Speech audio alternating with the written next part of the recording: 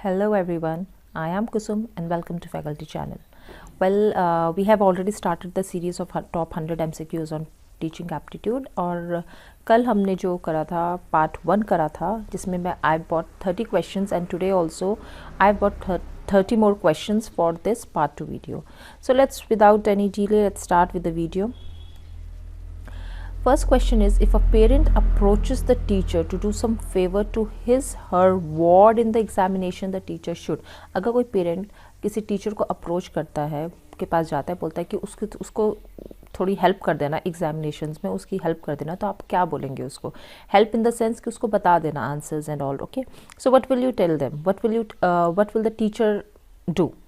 वो हेल्प करने की कोशिश करेगा या ask him not to talk in those terms, या उसे बोलेगा इस बारे में आप बात मत करिए, या रिफ्यूज़ कर देगा पोलाइटली एंड फर्मली, बहुत प्यार से उसको बहुत समझाते हुए उनको मना कर देगा, या ask him rudely to go away, या एकदम रूड वे में उनको बोल देगा कि आप यहाँ से जाइए. जब इस टाइप के क्वेश्चंस होते हैं, एप्टीट्यूड के जब क्वेश्चंस होते हैं, तो आपको जो सबसे अप्रोप्रिएट, सबसे पॉजिटिव क्वेश्चन ऑप्शन होता है उसको चूज़ करना पड़ता है. Therefore the correct answer here is your refuse politely and firmly. Next question is, why do teachers use teaching add? Teachers teaching add क्यों यूज़ करते हैं? टू मेक लर्निंग इंटरेस्टिंग बनाने के लिए लर्निंग को, to teach with in understanding level of students, बच्चों की understanding level तक पहुंचने के लिए, उनको उस तरह से पढ़ाने के लिए, या स्टूडेंट्स का अटेंशन गेन करने के लिए, या फिर स्टूडेंट्स को और अटेंटिव बनाने के लिए. अगर अब हम यहाँ पर देखें तो टीचिंग एड जो है ना, वो सब चीज़ के लिए यूज़ होता है एक तरह से देखा जाए, राइट. ये सब पॉजिटिव है, बट जब यहाँ पर इस टाइप की सिचुएशन होती है क्वेश्चन में, then you have to choose the most appropriate, जो सबसे आपको लगता है ये सबसे इंपॉर्टेंट है. Hence here the correct answer will be to make teaching interesting, to make learning interesting. क्या होता है कि जब हम कोई चीज़ पढ़ा रहे हैं, बुक से पढ़ाते हैं, बच्चा कई बार इतना इंटरेस्ट नहीं लेता है क्योंकि वो टेक्स्ट देख रहे हैं, ये वो, सो बट इमेजिन करिए आप ज्योग्राफी पढ़ा रहे हैं, आप उनको अर्थ के बारे में पढ़ा रहे हैं, and you are using a globe, that is a teaching aid for you, it is a model. तो जब बच्चा ग्लोब देखता है तो उसको ज़्यादा इंटरेस्ट आता है उसे पढ़ने, वो ज़्यादा अच्छे से समझता है. तो it is the only thing that to make learning interesting, the teacher should use teaching aid. Next, some students in a class exhibit great curiosity for learning. It may be because such children are, मतलब अगर कोई बच्चा class में बहुत ज़्यादा curiosity दिखा रहा है कोई चीज़ सीखने के लिए, बहुत उत्सुक है, तो वो क्यों है? दे आर गिफ्टेड, वो गिफ्टेड चाइल्ड हैं. गिफ्टेड चाइल्ड आप लोगों को जो बहुत इंटेलिजेंट होते हैं, या जिनको कहते हैं ना कि IQ लेवल बहुत हाई होता है, दे आर गिफ्टेड चाइल्ड. या और भी बहुत सी सिचुएशंस होती हैं, या कम फ्रॉम रिच फैमिलीज़, बहुत रिच फैमिलीज से आए हैं, या आर्टिफिशियल बिहेवियर दिखा रहे हैं, या इनडिसिप्लिन क्रिएट करना चाह रहे हैं क्लास में. So what will be the answer here?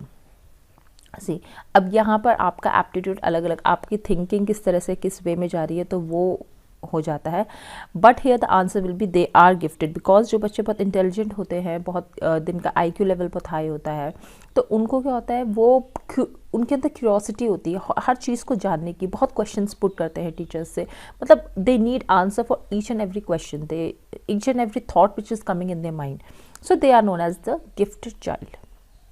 Now, if one of the following is appropriate, which one of the following is appropriate in respect of the teacher-student relationship? Teacher-student relationship के बीच में कौन सा ऐसा है जो appropriate लग रहा है आपको इनमें से, इन options में से? Very informal and intimate होने चाहिए, बहुत informal, मतलब जैसे friends होते हैं इस तरह से होने चाहिए. Limited होने चाहिए क्लासरूम तक ही.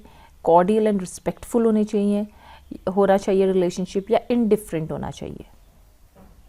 तो here the correct answer will be cordial and respectful. देखिए, टीचर स्टूडेंट के बीच में हमेशा एक रिस्पेक्टफुल एक रिलेशनशिप होना चाहिए, बहुत ज़्यादा इनफॉर्मल नहीं, सिर्फ क्लासरूम तक नहीं कि उसके बाद आप कोई हेल्प ही ना करें, उसके इनडिफरेंट नहीं होने चाहिए, but they should be very respectful. Okay, now in a lively classroom situation there is likely to be, एक बहुत लाइवली क्लासरूम है, लाइवली यू अंडरस्टैंड कि बहुत मतलब अच्छा माहौल चल रहा है आपका क्लासरूम में, तो वहाँ पर क्या हो सकता है? आपको क्या लगता है वहाँ क्या है? There should be occasional roars of laughter, मतलब कभी कभी हंसने की आवाज़ें आ रही हैं वहाँ से, या कंप्लीट साइलेंस है, बिल्कुल चुप है क्लास, सिर्फ टीचर बोल रहा है। फ्रीक्वेंट टीचर स्टूडेंट डायलॉग है, बार बार टीचर स्टूडेंट आपस में बोलने में लगे हुए हैं। या लाउड डिस्कशन अमॉन्ग स्टूडेंट्स, बहुत ज़ोर ज़ोर से डिस्कशन चल रहा है स्टूडेंट्स के बीच में। Here your correct answer will be occasional roars of laughter. Occasional roars of laughter बोलेंगे हंसने की आवाज़ क्यों? See what happens when you are teaching something. तो फिर जब आप पढ़ा रहे हैं क्लास में तो एकदम कंप्लीट साइलेंस अगर होगा ना, तो इट मीन्स दैट बच्चा एक्टिव पार्टिसिपेशन नहीं ले रहा है। That means it is they are participating passively, सिर्फ टीचर का रोल वहाँ पर आ रहा है। फ्रीक्वेंट टीचर स्टूडेंट डायलॉग भी क्या होगा कि टीचर्स अगर बार बार स्टूडेंट्स बोल रहे हैं, पुट कर रहे हैं क्वेश्चंस, तो वो भी कहीं ना कहीं एक नेगेटिव हो जाता है कि teachers they are not aligning teachers to explain it properly, but they are putting the questions in between every time, right. Loud discussion भी नहीं चलेगा बिकॉज ये तो इनडिसिप्लिन हो जाएगा क्लास में। देयरफॉर कभी कभी टीचर पढ़ा रहा है, वो इस टाइप से एग्जाम्पल्स दे रहा है कि बच्चे खुश हो रहे हो एग्जाम्पल को देख के, दे आर समवेयर ओकेजनली वहाँ लाफ्टर हो रहा है। So this is the most appropriate answer. Now, good evaluation of written material should not be based on, जो written material है उसको evaluation किस basis पे, अच्छा evaluation किस basis पे नहीं होना चाहिए, प्लीज़ नोट पे ध्यान दीजिएगा। linguistic expression, logical presentation, ability to reproduce whatever is read, या comprehension of subject। लिंग्विस्टिक उसकी लिखावट पे बेस्ड है, okay it is good evaluation. Logical presentation है, उसने बहुत अच्छे लॉजिकली प्रेजेंट करा हुआ है, it is also good. Comprehension of subject है, सब्जेक्ट को कॉम्प्रीहेंड किया हुआ है, रिटन मटेरियल जो भी है, जो भी बच्चे ने लिखा है उसे कॉम्प्रीहेंड किया हुआ है सब्जेक्ट को, it is also good. But good evaluation, ability to reproduce whatever is read, ये नहीं। इसका मतलब ये है कि बच्चे ने जो पढ़ा है वो बस ऐसे ही लिख दिया है, लेकिन टीचर को उसको फिर से रिप्रोड्यूस करना पड़ रहा है, उसको फिर से समझना पड़ रहा है कि इसने लिखा क्या है। So this is the correct answer here, that this one is not based on, good evaluation is not based on this, okay. Now next is attitudes, concepts and skills and knowledge are products of. क्या है ये attitudes, concept, skills, knowledge, ये क्या है? Learning के हैं, research के हैं, हेरिडिटी के हैं, या एक्सप्लेनेशन के हैं? Here your correct answer is learning. ये सब आपके लर्निंग से रिलेटेड हैं। एटीट्यूड में चेंज आता है लर्निंग से, कॉन्सेप्ट्स क्लियर होते हैं, स्किल्स डेवलप होती है और आपको नॉलेज मिलती है। Now which one is not a product of learning? इनमें से कौन सा लर्निंग का प्रोडक्ट नहीं है? एटीट्यूड्स, ये हमने यहीं पे पढ़ लिया, देखिए ये है। कॉन्सेप्ट्स क्लियर होते हैं, राइट, देखिए यहाँ पर है। नॉलेज भी होता है आपको, देखिए इस क्वेश्चन में, आप इससे पहले वाले क्वेश्चन में देखेंगे तो आपको आंसर इसमें ही मिल गया है। Maturation is something which is not related to learning. आप बहुत मैच्योर हैं तो ही आप लर्न कर सकते हैं, it is not that, okay. या लर्न करेंगे, कोई चीज़ समझेंगे तो आप मैच्योर हो जाएंगे, no, this is completely wrong. Next is the primary duty of the teacher is to. क्या है प्राइमरी ड्यूटी टीचर की? Raise intellectual standards of the student, बच्चों का इंटेलिजेंट लेवल को और बढ़ाना। इम्प्रूव करना उनका physical standard of students, improve करना उनको the physical standard of students, उनका help all round development of the students, बच्चों का होलिस्टिक डेवलपमेंट होना चाहिए। या imbibe value systems in the students, या बच्चों के अंदर वैल्यूज़ डालनी है, उनको वैल्यू समझानी है कि क्या morals, values, okay. So here your correct, ये सब अगर हम देखें, they all are positive points, you can not find out, but here you have to see the most appropriate answer. It will be help all round development of the students. बच्चे का एक holistic development होना चाहिए, all round development होना चाहिए। It's not कि सिर्फ intellectual level पे देखा जाए, या सिर्फ physical level देखे उसके, या सिर्फ values moral values डाली जाए, but उसको all round development होता है जिसमें ये सब चीज़ें include हो जाएंगी।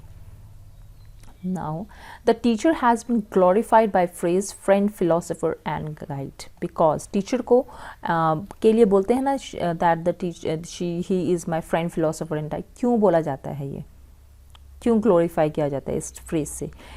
First option is your, he has to play all vital roles in the context of society. उसको सारे रोल्स प्ले करने पड़ते हैं सोसाइटी के पॉइंट ऑफ व्यू से। वो ट्रांसमिट करता है high values to of humanity to the students. वो ह्यूमैनिटी से रिलेटेड जितने भी हाई वैल्यूज़ हैं उनको स्टूडेंट्स में इनकलकेट करता है। या फिर वो ग्रेट रिफॉर्मर होता है सोसाइटी का, या फिर he is a great patriot. Patriot means देशभक्त। तो इनमें से आप बताइए कौन सा करेक्ट आंसर होगा? Here your answer will be he has to play all vital roles in the context of society. उसको सारे vital roles जितने भी important, देखिए बच्चा जब स्कूल जाता है तो उसके लिए वो ही उसका एक टीचर ही उसकी माँ बाप फ्रेंड एवरीथिंग शी बिकम्स. वो उसको गाइड करते हैं, उसको वैल्यूज सिखाते हैं लाइफ सोसाइटी से, लाइफ से रिलेटेड उनको पढ़ाते हैं. They act as a friend of them. जब उन्हें कोई प्रॉब्लम होती है उनको सॉल्यूशंस बताते हैं. तो therefore this is the thing that they play all the vital roles in the context of society. Next question is a teacher can establish rapport with his students by. कैसे establish करेगा rapport?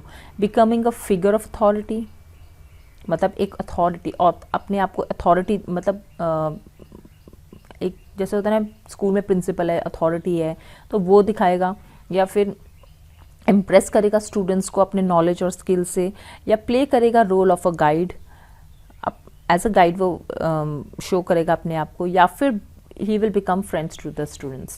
Now here again, if you see, all these are related to the teacher only, but the most appropriate answer here you will be your playing the role of a guide. जब school जाते हैं तो बच्चों को एक guide की ज़रूरत होती है जो उनको प्रॉपरली गाइड कर सके कि ये ऐसे करना है चीज़ें, वैसे करनी है. फ्रेंड्स उसके बहुत होते हैं स्कूल में बच्चों के, राइट. और उसको अपने बच्चों को नॉलेज और स्किल्स से इम्प्रेस करने की ज़रूरत क्यों है? You are a teacher, that means you have that knowledge, आपके अंदर स्किल्स है, नॉलेज है, तभी तो आप टीचर बने हैं. और फिगर ऑफ अथॉरिटी, अगर आप उनको एक अथॉरिटी की तरह शो करोगे कि मैं एक ऑथराइज्ड पर्सन हूँ, तो फिर वो बच्चे और स्टूडेंट के बीच में कभी भी वो रैपो बिल्ड नहीं हो सकता है. Therefore teacher has to play the role of a guide here. Now the next question is, which among the following gives more freedom to the learner to interact? कौन सा इनमें से जो है वो इंटरैक्ट करने के लिए ज़्यादा फ्रीडम देता है बच्चों स्टूडेंट्स को? यूज़ ऑफ फिल्म, एक आप अगर फिल्म दिखाएंगे स्कूल में, या स्मॉल ग्रुप डिस्कशन, छोटे छोटे ग्रुप डिस्कशंस करेंगे, लेक्चर्स आएगा एक्सपर्ट्स आएंगे और स्टूडेंट्स को लेक्चर देंगे, या viewing country wide classroom program on TV, या कोई भी ऐसा कोई प्रोग्राम देख रहे हैं टीवी में जो पूरा कंट्री वाइड चलता है, तो इससे बच्चों के इंटरेक्शन होगा. तो आपको बताना है इनमें से कौन सा अप्रोप्रिएट है. देखिए अगर हम देखें तो only one option, that is small group discussion जो है इसका करेक्ट आंसर होगा. बिकॉज ग्रुप डिस्कशन होगा तभी तो बच्चे एक दूसरे से इंटरेक्ट करेंगे, उनको फ्रीडम मिलेंगी इंटरेक्शन की. बाकी जो चीज़ें हैं ये पैसिव मोड में आ जाएंगी. यूज़ ऑफ फिल्म नो, नहीं हो सकता, ये पैसिव मोड हो गया आपका. लेक्चर भी पैसिव मोड हो गया क्योंकि इसमें टीचर का रोल होगा.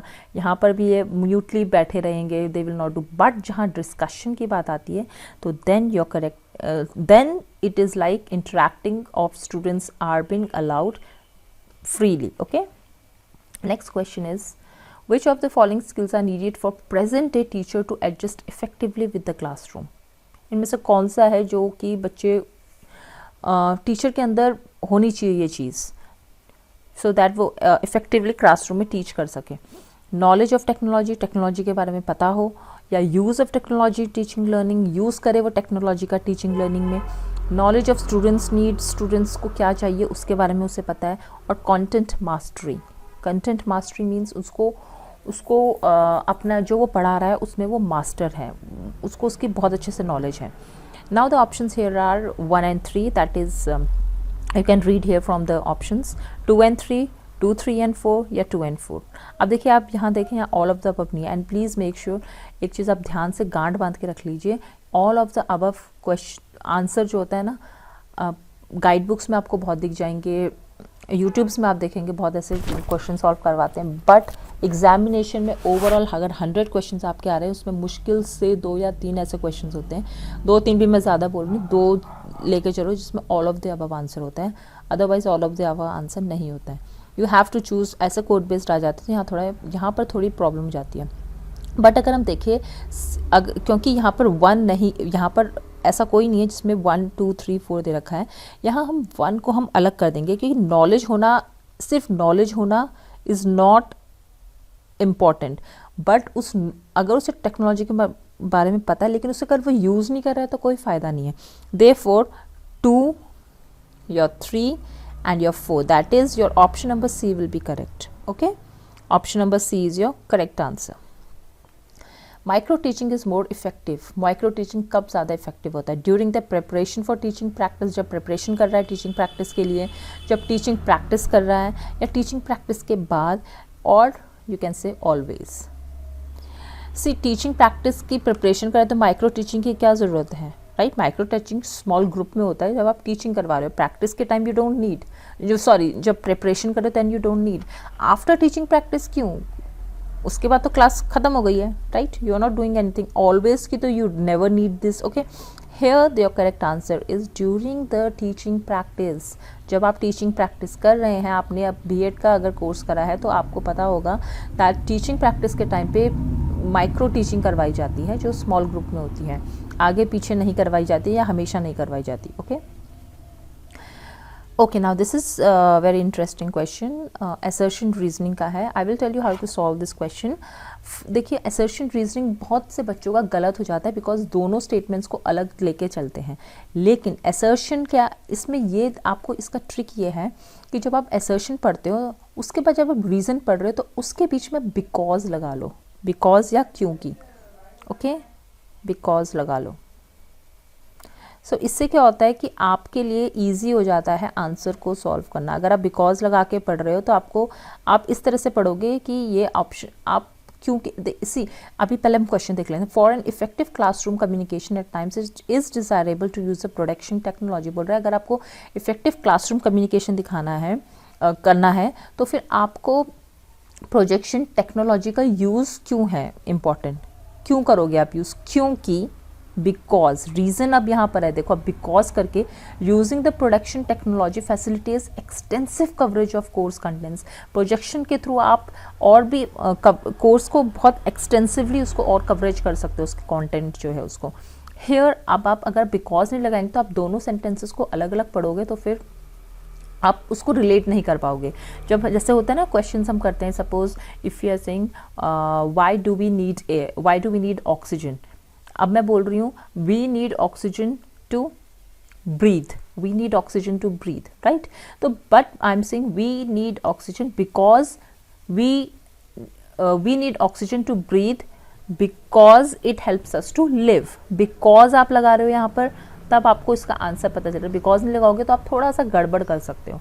देयरफॉर हियर अगर अब हम यहाँ पर देखें, इस क्वेश्चन की बात करें, it the assertion is true and here the reason is also true, both are true। Option जरूर पढ़ लीजिएगा एग्जाम में ध्यान से, that both A and R are true and R is the correct explanation। अब explanation हम देखें तो दोनों करेक्ट हैं, ये भी करेक्ट स्टेटमेंट है, ये भी है, लेकिन इसका एक्सप्लेनेशन करेक्ट है या नहीं, आर उसका करेक्ट एक्सप्लेनेशन है या नहीं, ये देखना होता है। तो therefore here if you see that it is the correct explanation, ये रीज़न साफ साफ बता रहा है कि ये जो स्टेटमेंट है वो ऊपर असर्शन से बिल्कुल मेल खाती है। ओके, और यहाँ देखिए ये बी में दे रखा था that not correct explanation, A is true, R is false, A is false, R is true. Okay, here the correct answer is your both are true and it is correct explanation। Now the next question is education is a powerful instrument of।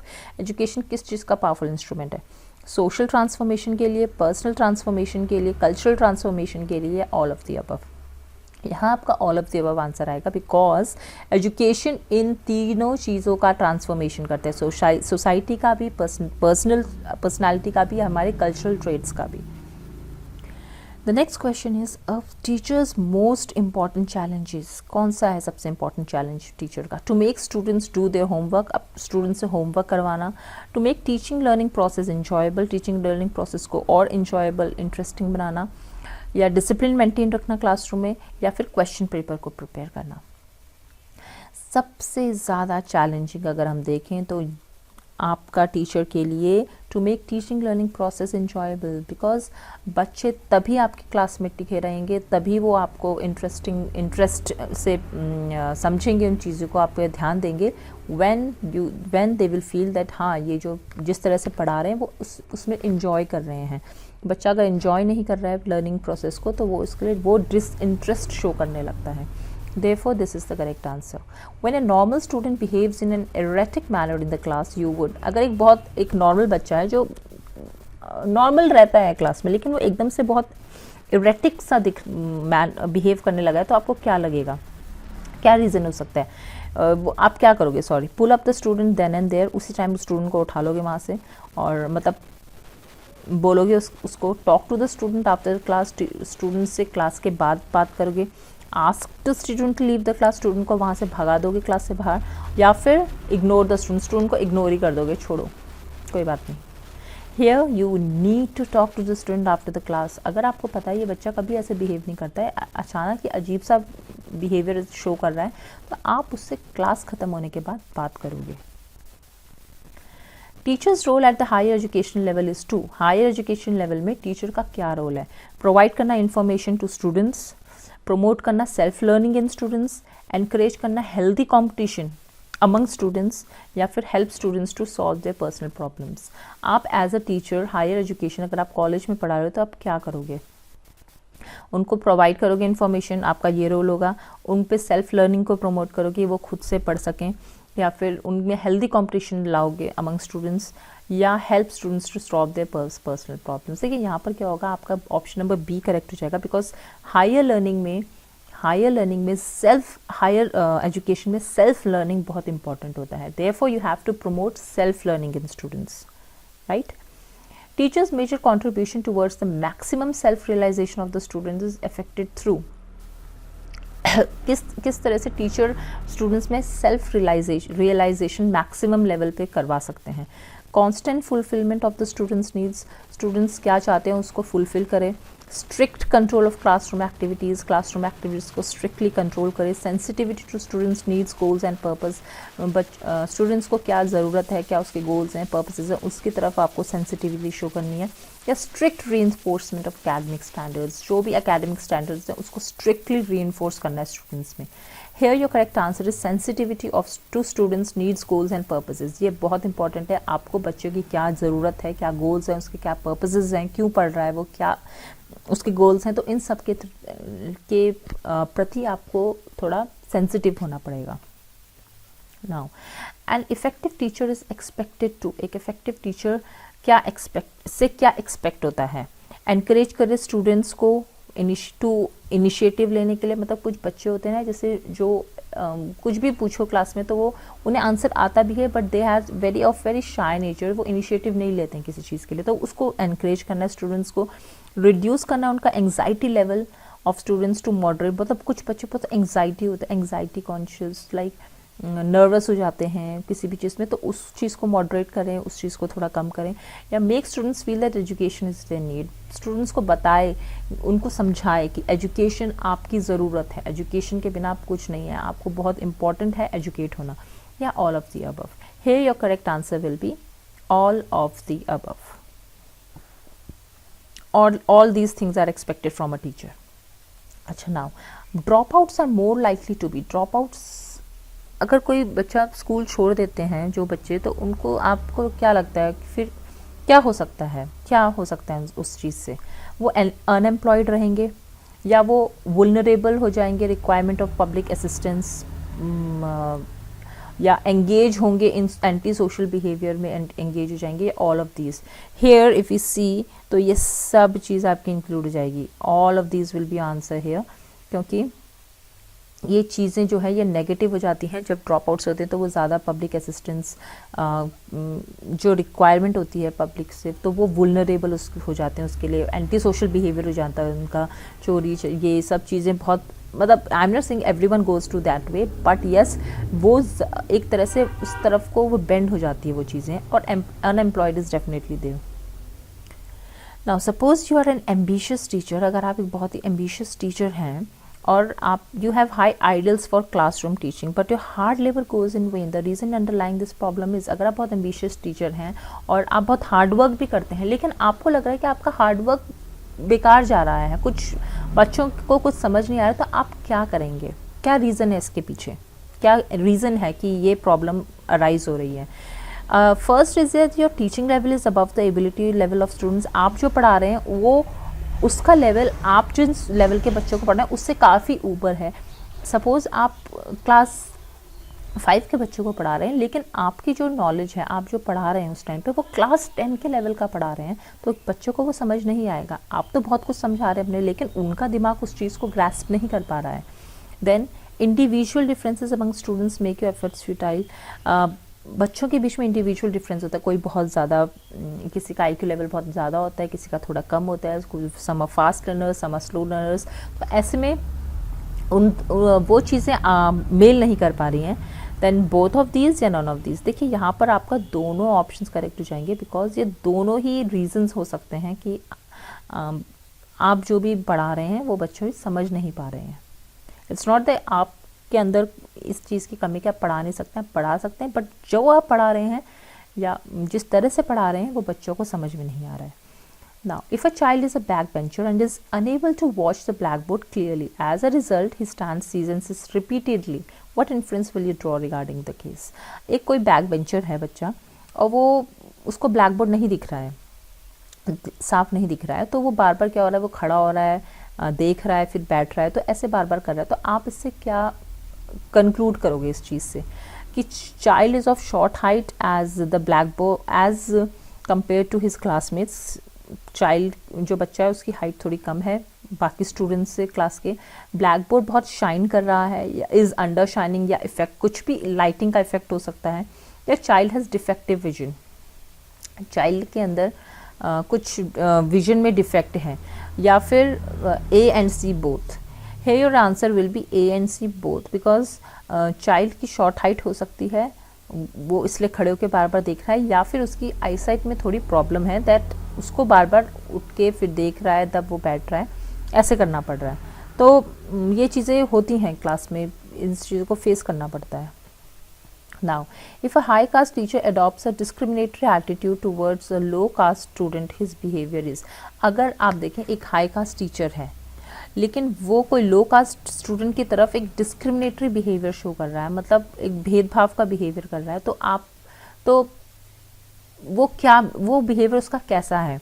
वो behaviour ठीक है क्योंकि according to religion के according आपको लगता है हाँ ठीक तो बिहेवियर कर रहा है, लेकिन या फिर ये against national spirit and need of the hour, वो अगेंस्ट है, ये उस चीज़ के खिलाफ है जो नेशनल हमारा कॉन्स्टिट्यूशन जो बना है उसके अगेंस्ट है कि अब तो ये चीज़ नहीं होनी चाहिए, या अगेंस्ट कॉन्स्टिट्यूशनल प्रोविजंस, या जो कॉन्स्टिट्यूशन में प्रोविजंस दिए गए हैं उसके अगेंस्ट है, या not against the code of teachers professionalism of UNESCO, या कोड ऑफ जो टीचर्स हैं उसके जो यूनेस्को ने कोड ऑफ टीचर्स दिए हैं प्रोफेशनलिज्म के उसके अगेंस्ट नहीं है, या कॉन्स्टिट्यूशनल प्रोविजंस के अगेंस्ट नहीं है, करेक्ट है रिलीजन के अकॉर्डिंग, या अगेंस्ट द नेशनल स्पिरिट है। Here your correct answer will be B, it is against the national spirit and the need of the hour. देखिए यहाँ पर ये दोनों क्यों करेक्ट गलत हो जाएंगे, बिकॉज यहाँ नॉट लिखा है, यहाँ नॉट लिखा है, सी इफ़ यू सी प्रॉपरली यहाँ नॉट लिखा है, राइट। अगर यहाँ नॉट नहीं होता तो ये दोनों भी आपके करेक्ट होते, तब तो कुछ और ही ऑप्शन दिया होता है यहाँ पर, maybe A B C B C D इस तरह से दिए होते। Okay, now so it is very important for you to please read the questions carefully. Not ना बहुत गेम खराब कर देता है जहाँ नॉट लग जाता है ना, because students tend to ignore this thing and इस वजह से क्वेश्चंस गलत हो जाते हैं। Next is the professional requirement of a teacher explained in the UNESCO publication. UNESCO में ने जो पब्लिकेशन दिए थे, छापा था अपना, उसमें उसने प्रोफेशनल रिक्वायरमेंट्स दिए थे, कुछ प्रोफेशनल कोड्स एथिक्स दिए थे of teacher. What are they? Mastery of the subject and competency for teaching, mastery होनी चाहिए उसकी सब्जेक्ट में। Okay, innovativeness in approach and teaching strategies, वो और इनोवेशंस करे टीचिंग में, किस तरह से और स्ट्रैटेजीज लाए पढ़ाने में, जस्टिस करे अपने प्रोफेशन से, या फिर all of the above. Here your correct answer will be all of the above. ये सब इंपॉर्टेंट है यूनेस्को की गाइडलाइंस के according. Next is teachers professionalism means, teacher का प्रोफेशनलिज्म का मतलब क्या होता है, what does it mean? The extent to which a teacher subscribes to a professional code, एक एक्सटेंट है जिसमें टीचर जो है वो जो प्रोफेशनल कोड्स हैं उसको सब्सक्राइब करें, या फिर teacher has to teach for the sake of getting salaries लेने के लिए टीचर पढ़ा रहा है, या teacher must have completed professional teachers training course before his appointment, teacher अपना प्रोफेशनल डिग्री जो टीचिंग कोर्स होता है, टीचिंग ट्रेनिंग कोर्स, उसको कर ले अपॉइंटमेंट से पहले, या फिर all of the above. Now please read the question here carefully, because question अगर आपने ठीक से नहीं समझा है तो आप ऑप्शंस गलत कर देंगे। टीचर्स प्रोफेशनलिज्म की बात हो रही है, प्रोफेशनलिज्म कोड एथिक्स की बात हो रही है, तो यहाँ पर इसका कोई मतलब नहीं है कि सैलरी लेनी है उसको तो वो इस वजह से टीचर्स का प्रोफेशनलिज्म हो, इसका मीनिंग होता है, या उसको अपना टीचर ट्रेनिंग कंप्लीट करना है तो ही प्रोफेशनलिज्म है। यहाँ पर आपका correct answer will be the extent to which a teacher subscribes to a professional code. Teacher वो प्रोफेशनल कोर्स को किस एक्सटेंट तक आप लेके जा रहा है, किस एक्सटेंट तक उसको अडॉप्ट कर रहा है, वो प्रोफेशनलिज्म हो गया। अगर सिर्फ टीचर ट्रेनिंग इंपॉर्टेंट होता, पहले जो टीचर्स थे वहाँ उस टाइम पे ट्रेनिंग तो होती भी नहीं थी, but they were professional, they were very much professional in the teaching profession, right. Hence your A option will be correct. Next is if a student becomes unconscious in a class, what will you do? अगर कोई बच्चा class में बेहोश हो जाता है, unconscious हो रहा है, तो आप क्या करेंगे? Rushing to the principal's office and canvassing for help immediately.